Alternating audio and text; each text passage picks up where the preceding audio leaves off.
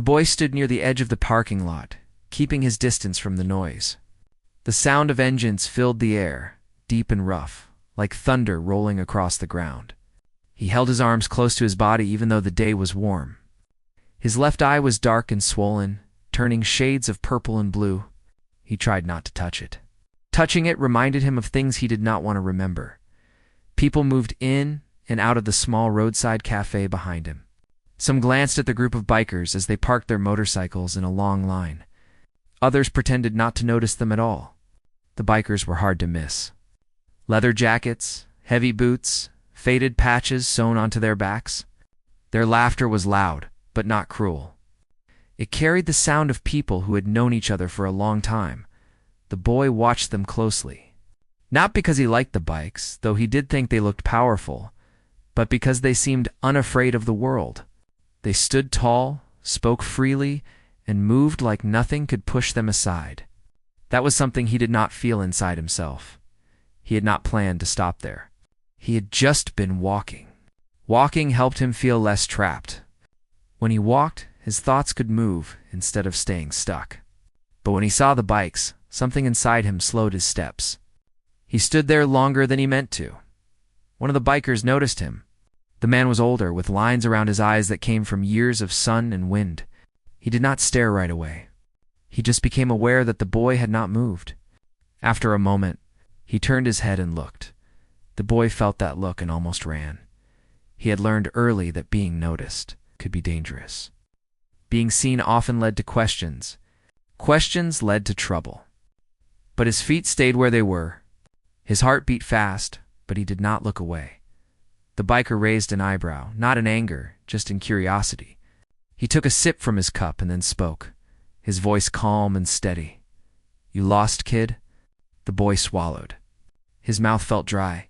He shook his head. "You hungry?" The man asked next, nodding toward the cafe. The boy shook his head again, though his stomach tightened at the thought of food. Hunger was something he lived with. It was familiar. He could ignore it. The biker waited.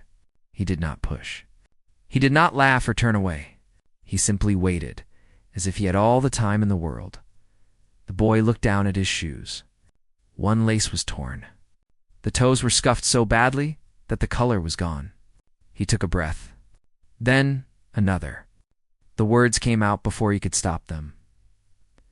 "Why do you all look like nothing scares you?" The air seemed to change. A few of the bikers stopped talking. One of them let out a quiet laugh, but it faded quickly.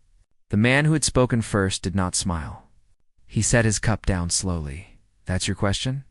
he asked. The boy nodded. His face burned. He felt foolish now. It was a stupid thing to ask strangers. Big men. Dangerous-looking men. He prepared himself to be ignored or mocked. Instead, the biker stepped closer. Not too close. Just enough so the boy did not have to shout. "What happened to your eye?" the man asked. The boy flinched before he could stop himself. His hand moved toward his face, then dropped again. He did not answer. The biker noticed the flinch. His expression changed just slightly. His voice stayed gentle. "You don't have to tell me," he said. "Just thought I'd ask." The boy nodded, relieved, but also disappointed. Part of him had wanted the man to ask, to care. That part scared him. Another biker walked over. This one was taller, broader, with a long beard that had gone gray at the edges. He looked at the boy's eye, then at the first man. Kid been standing there a while. He said quietly, "I know," the first man replied. The boy felt like he was shrinking under their attention. He wished he could disappear into the cracks of the pavement, but he had already asked his question. There was no taking it back. The bearded biker crouched down, resting his arms on his knees so he was closer to the boy's height. "You know," he said, "looking tough and being fearless aren't the same thing." The boy looked up despite himself. "They aren't?" he asked. The biker shook his head. "Not even close." The boy frowned, trying to understand. "Everyone's scared of something," the biker continued. "Anyone who says they're not is lying." The boy thought about this. Fear had been a constant part of his life. Fear of raised voices. Fear of footsteps in the hall. Fear of doing the wrong thing without knowing what the wrong thing was. Then why do you look like you don't care? The boy asked. The first biker exhaled slowly. Because we learned something a long time ago. The boy waited. We learned that fear doesn't get to make the rules, the man said. The words settled into the boy's chest. He did not fully understand them yet, but he felt their weight. A door slammed behind them as someone left the cafe. The sound made the boy jump. He cursed himself for it. The bearded biker noticed. You don't feel safe where you live, do you? He asked, not accusing, just stating a fact. The boy hesitated. Lying was easier. Lying was safer. But something about the way the man spoke made lying feel wrong. No, the boy said quietly. The bikers exchanged looks. Not the kind filled with shock, but with recognition. Like they had seen this story before, the first biker knelt down as well. So now both men were at eye level with the boy. Listen, he said. Whatever put that mark on your face, it wasn't because you're weak. The boy's throat tightened. It feels like it is, he whispered. The man shook his head. No, it means someone else chose to do wrong. The boy stared at the ground. No one had ever said that to him before. Not like this. Not so clearly. The sound of engines cooling filled the silence. The smell of oil and dust hung in the air. Can I ask you something? The boy said after a moment. You already did, the man replied softly. The boy gathered his courage. If you were me, what would you do? The bikers did not answer right away. They understood the weight of the question. This was not about bikes or fear anymore. This was about survival. About a child standing alone in a world that had not been kind to him. Finally, the bearded biker spoke. I'd start by remembering this, he said. You're not invisible, and you're not alone right now. The boy looked up, eyes wide. Right now? He asked. The biker nodded. Right now. The first man stood and held out his hand, not touching the boy, just offering, come sit with us for a bit, he said. You don't have to talk if you don't want to. The boy hesitated. Every warning inside him screamed to run. But another feeling rose up, quiet but strong. Hope, small and fragile, but real. He took one step forward, and for the first time in a long while, the fear loosened its grip just enough for him to breathe. The boy took a careful step toward the group. His legs felt stiff, like they might crumble under him, but he kept moving. The bikers made space, not pushing him, just leaving a small gap that said he was welcome.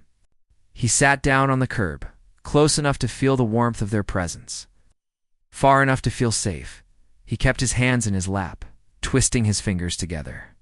The black eye throbbed slightly, a dull reminder of the day's earlier events. He wanted to hide it, but he knew they had already seen it. He wondered if they would ask, if they would care. The older biker, the one who had first spoken to him, watched quietly, as if giving him the time to choose his words. After a few moments, the bearded man leaned back on his hands and studied him. You don't have to talk if you don't want to, he said. But it seems like something is bothering you. The boy swallowed hard. His throat felt tight. The words were heavy, but they were forming anyway. I got this, he said, touching the bruised eye carefully. At home, someone hit me. The bikers listened quietly. No one spoke over him. No one questioned him. They just let him say what he needed to say. He told them about the yelling, the doors slamming, the nights when he could barely sleep. He told them how he tried to be quiet, to disappear, to make himself small so he wouldn't get hit again. His voice was small, trembling sometimes, but it never broke. The older biker nodded slowly. That's a lot for anyone, he said. I can't imagine what it feels like. The boy looked down. He had never heard anyone say that. Usually people told him to toughen up or that it was his fault. But these men, these strangers, they just listened. They accepted it without judgment. It was strange and comforting all at once. One of the younger bikers, who had been quiet until now, shifted closer. No one should have to go through that, he said softly. You didn't do anything wrong. The boy's heart jumped at that. He had always felt it was his fault, somehow. That if he had been quieter, better, maybe things wouldn't happen. But hearing someone say he wasn't to blame felt like a small light. flickering in the dark. "Why did you guys stop when you saw me?" he asked after a while. "Most people, they just look away." The bearded biker looked at him, his eyes steady. "We noticed you," he said. "We could tell you were hurt. Some things you can't fix by yourself. We've learned that helping someone when they need it doesn't make us weaker. It makes us stronger." The boy's hands unclenched a little. He had never thought about strength like that. He had thought strength was about not crying, about hiding the pain. But now he realized it could also be about caring. "You think I'm strong?" he asked quietly. The older biker smiled faintly. "Strong enough to still be here. Strong enough to speak. That's more than a lot of people manage." A small part of him felt pride, even though it was mixed with fear. He had never felt proud of himself. He had learned to hide, to blend into walls and corners. But now, sitting here, being seen without punishment, he felt a strange warmth. The younger biker reached into his pocket and pulled out a small bottle of water. He handed it to the boy. "Drink," he said. "It helps." The boy took it hesitantly and sipped. The cool water ran down his throat, and for a moment he could forget the pain. He felt, somehow, that someone cared. It was so small, but it mattered. "Do you want to talk about it more?" the bearded man asked. "Or do you want to just sit?" The boy shook his head slowly. "I think I want to talk," he said. "I don't know if I can explain everything." "No need to explain everything," the older man said. "Just what you feel comfortable sharing." The boy took a deep breath and began again. He spoke about how scared he felt walking home every day, about how lonely it was, how sometimes he wished someone would just notice him not for what he did wrong, but for who he was. He spoke about hope he didn't dare call hope, about dreams he didn't know were allowed. The bikers listened without interrupting. Their silence was not empty. It was full of attention, of presence. It told the boy that he mattered, that his words mattered. After a while, the bearded biker spoke. "You know, noticing someone is the first step, and asking for help isn't weakness. It's courage." The boy looked at him. Courage was a word he had heard before, but it seemed like it belonged to someone else. Someone bigger. Someone stronger. But the way the biker said it made it feel possible for him too.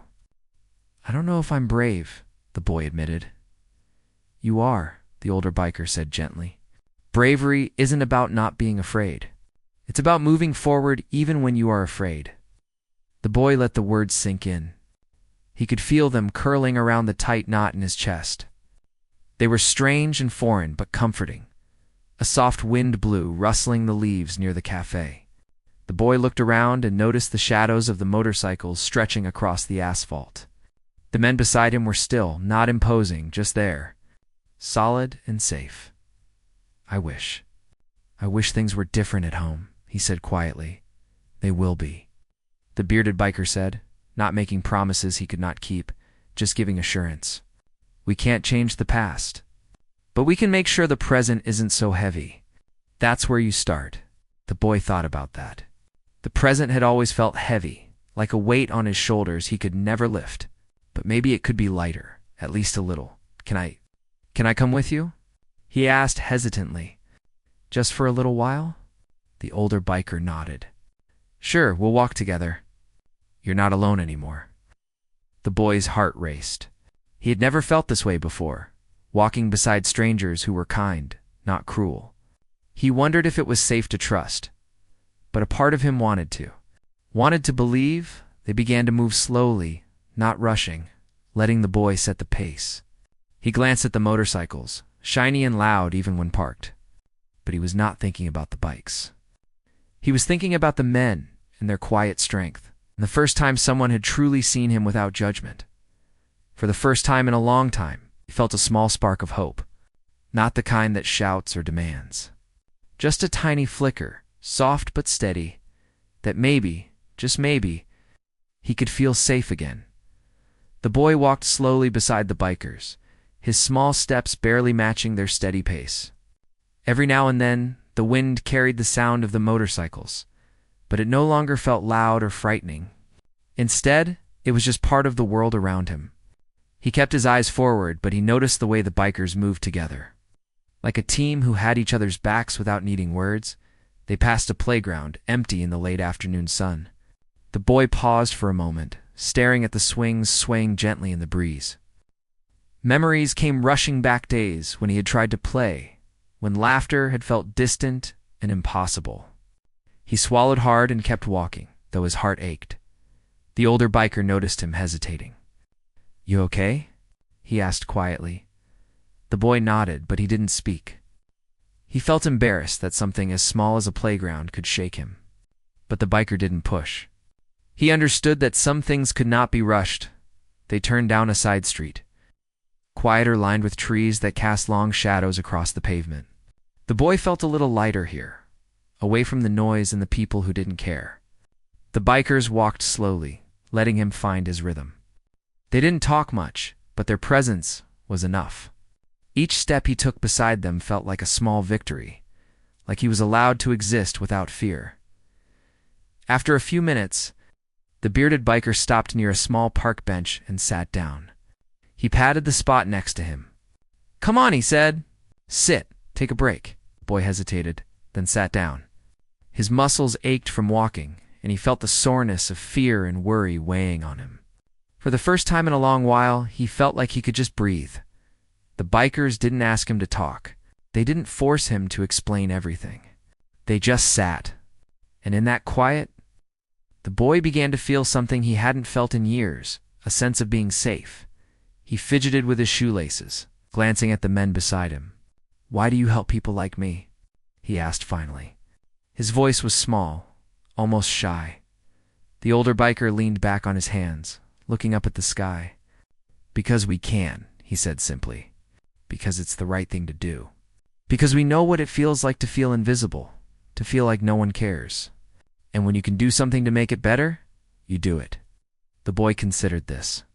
He had never heard anyone talk like that. Most adults either ignored him or blamed him. But these men, they saw him. Not just the bruise or the fear, but him. He remembered the night before, hiding in his room, wishing someone would notice him. Not just notice him, but care. And now here were strangers, caring without asking for anything in return. It felt impossible and real at the same time. The younger biker, who had been quieter before, spoke up. "You know, asking for help doesn't make you weak. It makes you smart. It shows you have the courage to face what's hard." The boy nodded, though he wasn't sure he believed it yet.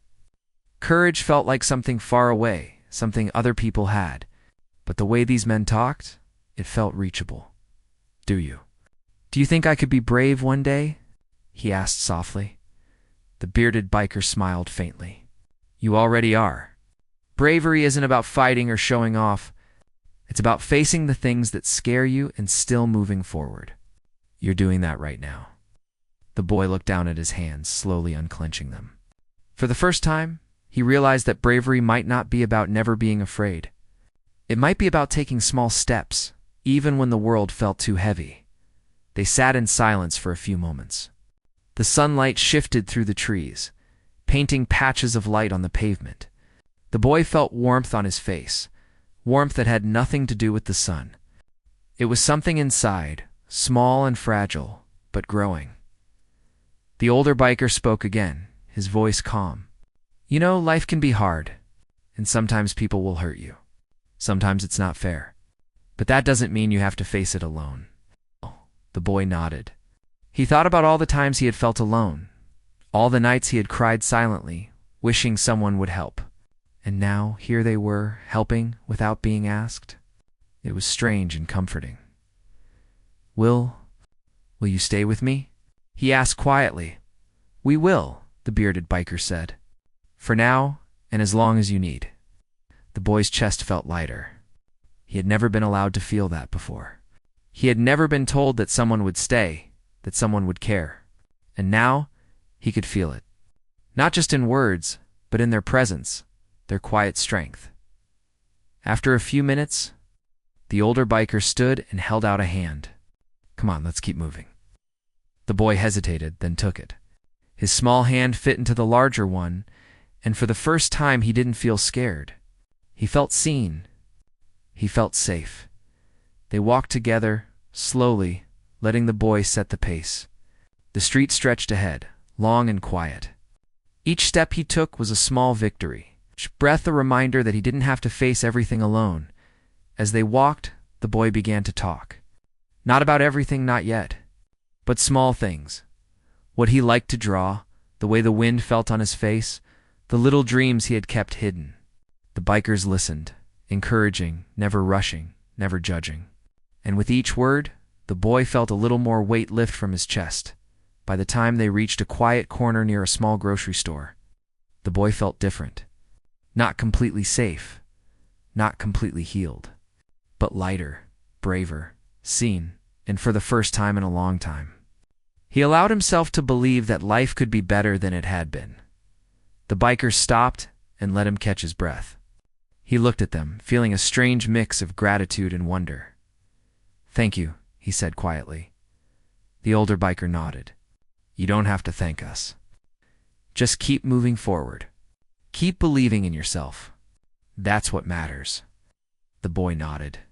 He didn't fully understand what the future held, but he felt a spark inside, a tiny flame that said maybe. Just maybe he could face it. And that was enough for now. The boy had spent the night in a small shelter the bikers had helped him find. It was quiet, safe, and warm, a sharp contrast to the darkness he had left behind at home. He woke before dawn, sunlight filtering through the thin curtains. For the first time in a long while, he felt a sense of calm. He could hear birds outside, the soft wind moving through the trees, and it felt like the world was holding its breath just for him. He dressed quickly in clothes the bikers had brought. Simple, but clean. They were larger than his size, but that didn't matter. The important thing was that they were his, that they made him feel normal, not punished. He touched his black eye in the mirror. The swelling had gone down slightly, but the pain still lingered. He traced it gently with his fingers. Thinking about how far he had come in the last 24 hours, the older biker knocked softly on the door and came in. "Ready?" he asked. The boy nodded. He had been nervous at first, unsure of what the day would bring, but now with their support, he felt prepared to take the next steps. He had no idea where this path would lead, but at least for the moment, he could walk it without fear. They stepped outside. The air was crisp and full of the morning scent of dew and trees. The bikers led him to a nearby diner, a small place with neon lights still flickering from the early hours. They sat together at a booth near the window. The boy watched people come in for coffee. Noticing the quiet rhythm of life he had been too afraid to notice before, he ate slowly, savoring each bite. The food felt like a gift, not just for his stomach, but for his spirit. The bikers talked quietly among themselves, but always included him when he had something to say. Their conversation wasn't about him, not entirely, but it was open, kind, and welcoming. For the first time, he didn't feel invisible. After breakfast, they walked together to the community center the bikers sometimes volunteered at. The boy had never been inside a place like that before. There were people of all ages, some working, some studying, some simply talking. The atmosphere was calm, safe, and full of small, ordinary kindnesses. The boy felt nervous at first, unsure if he belonged. But the bikers stayed close, their presence a protective shield he didn't have to think about. A volunteer approached, a woman with a warm smile. She asked the boy his name and listened patiently as he answered. She didn't rush him or make him feel silly for speaking slowly. She offered him a small notebook and pencil, encouraging him to write or draw anything he wanted. The boy hesitated, then began to sketch. His hand moved carefully at first, then more confidently as the shapes took form. Drawing had always been something private, but now, surrounded by people who didn't judge, felt like a safe place to be seen. The bikers watched quietly from a distance, nodding to each other. They didn't need to say anything. The boy was discovering small moments of strength and trust on his own, and that was more important than any words they could offer. After a while, the boy put down the pencil and showed the bikers his work. It was simple, a small sketch of a park with swings, trees, and the sun shining. But to him, it represented hope, safety, and the first bit of freedom he had felt in months. The bikers smiled, genuine and unspoken approval in their eyes. You've got talent, the older biker said quietly. And more than that, you've got courage. It takes courage to let yourself be seen. The boy blushed slightly. He had never thought of himself as talented or brave. But hearing it from someone he trusted made the words take root inside him. Later, they walked through the nearby neighborhood. The boy noticed details he had never seen before, flowers growing in small yards, the way sunlight reflected off windows, the laughter of children playing. The world felt bigger and more alive than he had remembered. He realized that fear had not only controlled him, but it had made him blind to the small beauty around him. They stopped by a small park with benches and a fountain. The boy sat and watched the water ripple. The biker sat beside him. They didn't talk much. Their silence was comfortable, like a quiet conversation without words. The boy felt a sense of belonging he had never known. For the first time, he imagined a life where he didn't have to hide, where he could step forward without fear. The older biker spoke softly. You've been through a lot, more than anyone should have to. But what matters now is what you do with it. You can let it break you, or you can let it teach you. You have a choice. The boy thought about this. He had always felt powerless, trapped in a world that hurt him. But now he realized that maybe he had more control than he thought. Maybe he could make choices. Maybe he could shape his life differently. I want to try, he said quietly. The biker smiled.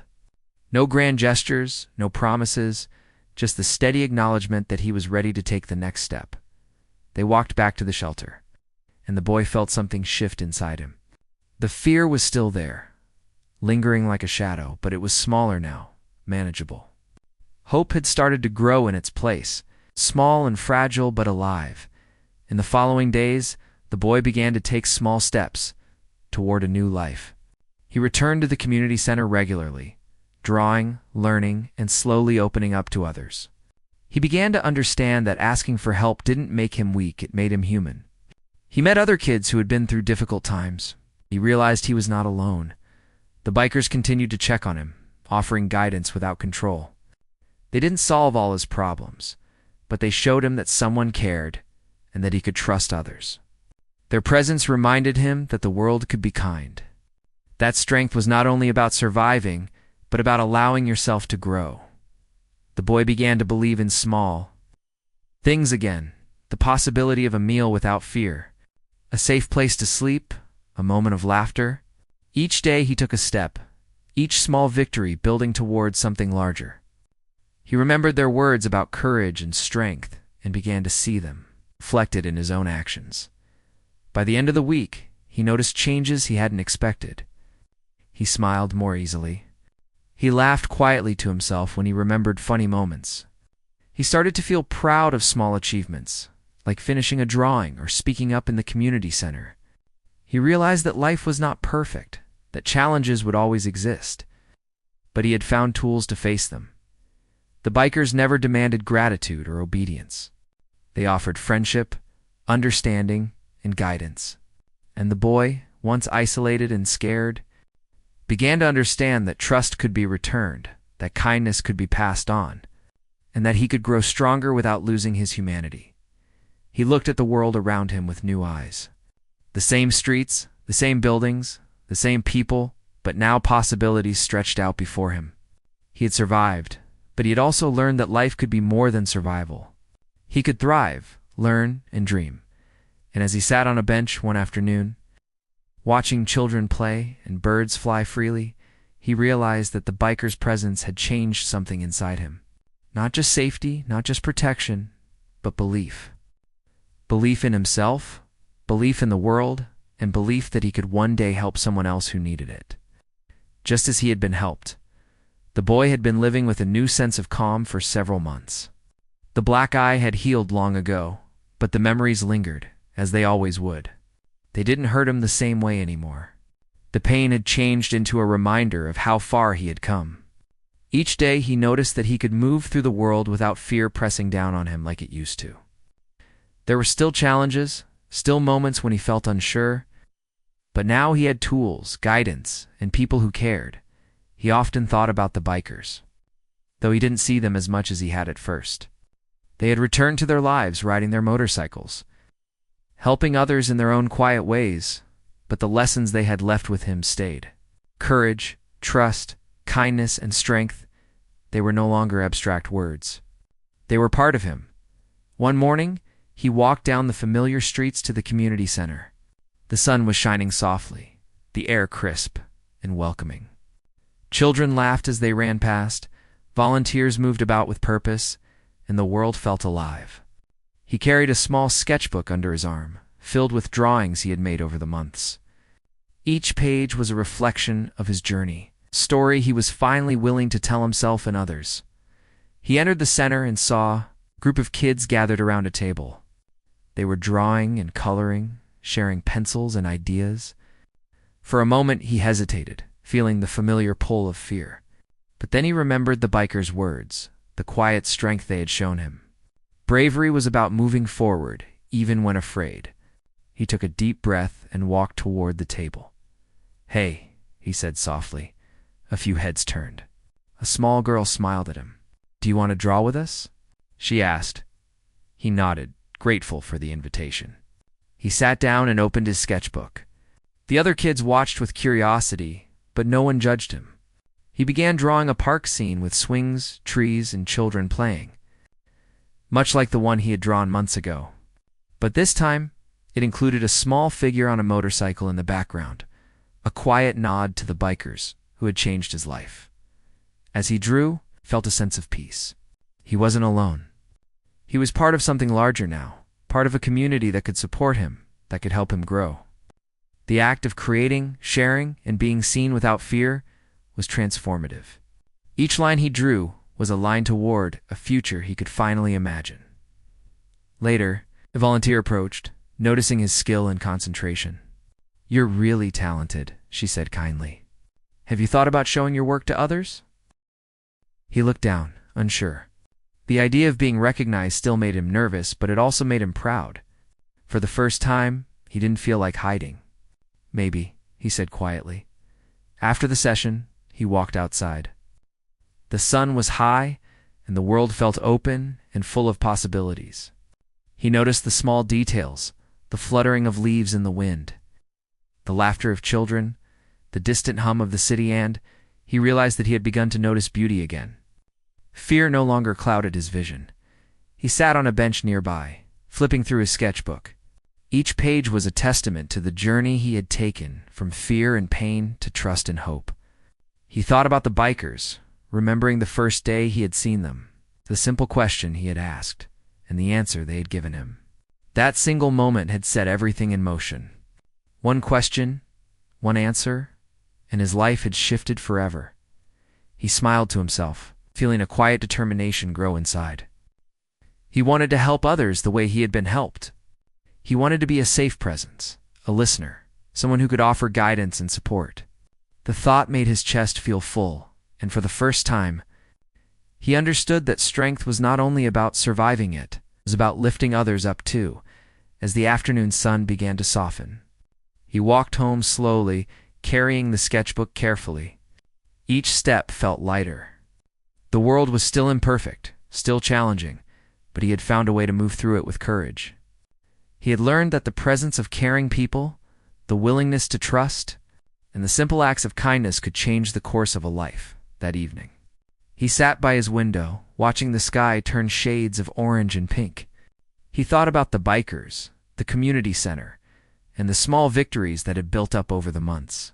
He felt gratitude, not just for what had been done for him, but for the strength he had discovered within himself. It was a quiet, steady feeling, one that promised growth, healing, and hope. He opened his sketchbook once more and began to draw. Not for anyone else, not for recognition, but for himself. Each stroke of the pencil was a step forward, a declaration that he was no longer trapped by fear or pain. The black eye had healed, the memories remained, but they no longer defined him. He had taken control of his story, guided by the kindness of strangers who had become quiet heroes in his life. And in that moment, he knew that life was no longer just about surviving. It was about living, about creating, about sharing and caring, about trusting and being trusted. The world had opened to him, and he was ready to face it not alone, but with the lessons, the courage, and the hope that had been given to him. He closed his eyes for a moment, feeling the sun on his face, feeling the life inside him, and he smiled, knowing that his journey had only just begun, and that the best chapters were still ahead. The boy had grown more confident over the months, learning that the world could be both kind and challenging. Each day brought a new lesson, a new chance to prove to himself that fear would not control his life. The bikers had taught him that courage was not about being fearless, but about facing life even when he was scared. He carried that lesson with him in everything he did, from drawing in his sketchbook to speaking with people he had once avoided. One morning, he'd walked to the community center with a purpose he had never felt before. He held his sketchbook close, filled with drawings that reflected his growth. Some were of quiet streets, some of parks, some of small moments of kindness he had witnessed. Each one told a story, his story, a story of survival, trust, and hope. He felt a quiet pride as he entered the center, noticing the smiles of people who had seen him. Change over the months. He joined a group of children and volunteers working on a mural for the center's courtyard. The mural was meant to show hope and togetherness, and the boy realized it was the perfect opportunity to contribute what he had learned. With careful strokes, he added a small figure riding a motorcycle through a park, representing the bikers who had guided him. Around it, he drew trees, children playing in bright sunlight. The image was simple, but it spoke volumes about resilience, guidance, and community. As he painted, he felt a sense of connection to everyone around him. The other children laughed and shared stories. The volunteers encouraged them. And for the first time, the boy realized that he was not separate from the world. He belonged, and his voice, his creativity, and his presence mattered. After finishing his section of the mural, the boy stepped back and looked at the entire work. It was a beautiful mix of colors, stories, and ideas, a visual testament to hope and collaboration. He felt proud, not for recognition, but for contributing something meaningful, something that reflected the journey he had taken from fear to trust. Later that afternoon, the bikers returned to visit the center. They were older now, their faces lined with years and experience. But their presence was as steady and strong as it had been the first day the boy met them. When he saw them, a warm sense of gratitude filled him. They had not just helped him survive. They had taught him to live, to trust, and to believe in kindness. The older biker knelt beside him and examined the mural. "This is incredible," he said. "It's not just art. It's a story, and it's yours." The boy blushed, looking down at his shoes. "Thank you," he said quietly. I wanted to show what I learned." The bearded biker smiled. "And you did. You've grown a lot. We're proud of you."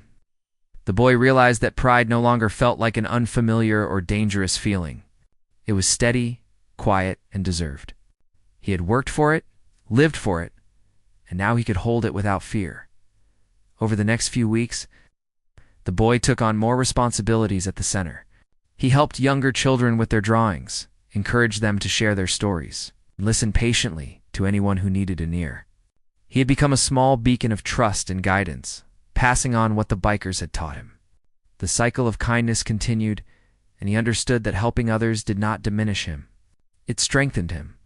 One evening, as the sun set and painted the sky with hues of orange and purple, the boy walked through the quiet streets near the center. He noticed people he had once ignored, or feared the elderly man sweeping his porch, a young mother guiding her children, a dog chasing a ball, and he felt a sense of belonging in the world. The fear that had once shaped every decision was gone, replaced by curiosity, courage, and hope. He paused at the corner where he had first met the bikers months ago. The motorcycles were gone, but their presence lingered in his memory. He remembered the simple question he had asked and the answer they had given. That moment had changed everything. One question, one answer. And a boy who felt invisible began to see possibilities he had never imagined. The boy knelt down and drew a small sketch on the sidewalk with a piece of chalk he had brought. It was a simple image of a motorcycle riding through a park, with sunlight streaming down and children playing nearby. He smiled at it, knowing that it symbolized not just the biker's guidance, but his own courage, growth, and determination.